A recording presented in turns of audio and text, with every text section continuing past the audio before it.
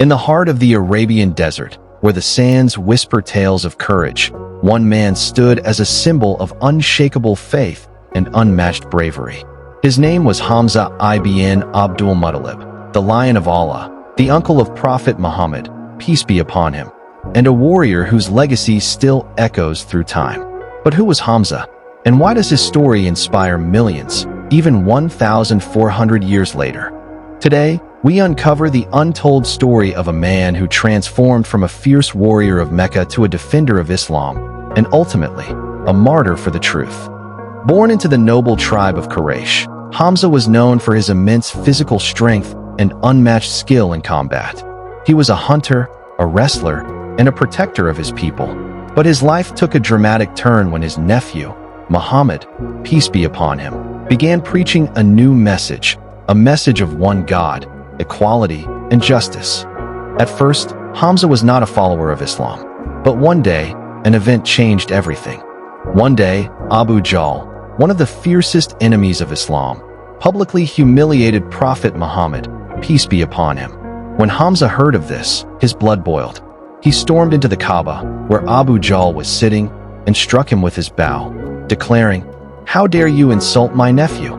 That day, Hamza not only defended his family's honor, but also embraced Islam, becoming one of its strongest pillars. His conversion sent shockwaves through Mecca, as the most feared warrior now stood with the oppressed Muslims. Hamza's bravery shone brightest on the battlefield.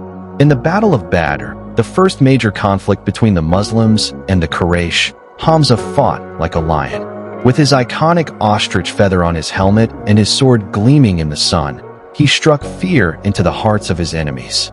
His presence on the battlefield was so powerful that even the enemies of Islam acknowledged his unmatched skill and courage. But Hamza's strength was not just physical, it was rooted in his unwavering faith in Allah.